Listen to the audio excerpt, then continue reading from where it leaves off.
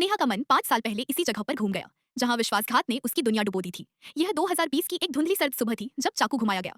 स्नेहा, बड़े बेटे अमित की समर्पित बहू, ने गंगा मसाले को घाट के छोटे स्टॉल से एक फलते फूलते दुकान में बदल दिया था, जो लखनऊ और उससे आगे मसाले निर्यात करती थी।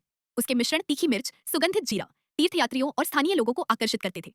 उसकी गर्म मुस्कान सौदे पक्के करती थी, लेकिन ईर्ष्या उसकी ननद रिया में सुलग रही थी, एक तीखी जुबान वाली कुंवारी जो कारोबार को अपनी दहेज की टिकट मानती थी।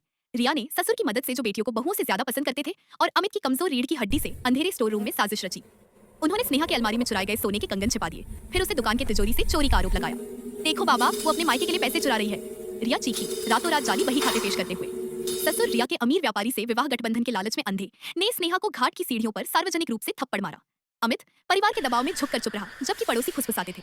बहू ही चोर निकली, तलाकशुदा और बेदखल, स्नेहा को सिर्फ अपनी दुपट्टा के साथ बाहर फेंक दिया गया। नदी की ठंड उसके आंसुओं को ठिठका रही थी। रिया ने कब्जा कर लिया, नाम बदलकर रिया स्पाइसेस कर दिया, ससुर के आशीर्वाद से विस्तार की कसम खाई।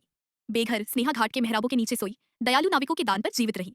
लेकिन उसकी आत्मा वाराणसी की शाश्वत दृढ़ता से मसालेदार चल उठी। उसने नदी किनारे से जंगली जड़ी बूटियां इकट्ठा की, उधार की सिलबट्टा से पीसी। 80 घाट के पास एक ठेला लगाकर उसने चाय वालों को मसाले के पिंच पैकेट बेचे। गंगा का स्वाद असली वाला, वह पुकारती, उसकी आवाज भीड़ में कटती।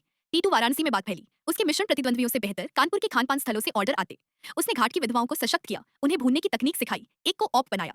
इंस्टाग्राम पर उसके नदी किनारे पीसने के रील्स युवा गृहिणियों में वायरल हुए। एक स्थानीय बैंक ने मिल के लिए आड़ दिया। 3 साल में स्नेहा मसाले उछाल पर सिगरा में फैक्ट्री, पटना को निर्यात, 100 महिलाओं को रोजगार। उसका साम्राज्य गंगा मैदान की शादियों को स्वाद देता, उसका नाम असली तड़के का पर्याय। कर्मा गंगा की अथक धारा की तरह विश्वासघातियों को अपनी गहराइयों में खींच ले गया, निर्दयी ताकत से। रिया का लालच ज्यादा किण्वित आटे की तरह फूल गया। उसने मसालों में सस्ते फिलर मिलाए, मुनाफा जेब में डाला लग्जरी साड़ियों और किटी पार्टियों के लिए। ग्राहक विद्रोह कर उठे। एक फूड इंस्पेक्टर धोखा खाए विक्रेता की टिप से छापा मारा। सेक्स में चूहे के गोबर मिले, जुर्माने ने दुकान लंगड़ी कर दी। रिया का विवाह प्रस्ताव घोटाले के स्थानीय अखबारों में छपने के बाद भाग गया। ननद का नकली मसाला विश्वास को जहर देता है। दिवालिया उसने सप्लायर से उधार मांगा, लेकिन उन्होंने थूक दिया। एक आग उसकी लापरवाही भंडारण से लगी, स्टोर रूम जला डाला, उसे जख्मी और बेघर छोड़कर। उसी घाटों पर भीख मांगती रिया का कभी सुंदर चेहरा मुरझा गया, फुसफुसाहटे पीछा करती। कर्मा ने मसाला डाला, वह चैरिटी वार्ड में अकेली मरी, अपनी पित्त पर घुटकर हर झूठ पर पछताती। ससुर का पतन धीमा, ज्यादा पीड़ादायक। अपराध बोध उसकी हड्डियों को दीमक की तरह कुतरता।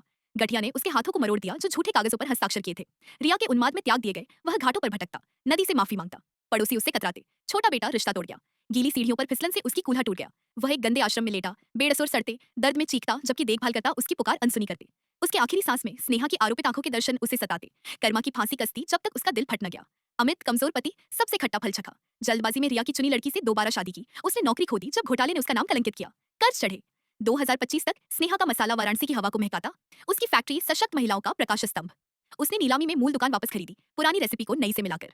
परोपकार बहा, मंदिरों के लिए मुफ्त मसाले, घाट बच्चों के लिए स्कूल। जैसे ही आरती की घंटियां शांत हुई, स्नेहा ने मसाला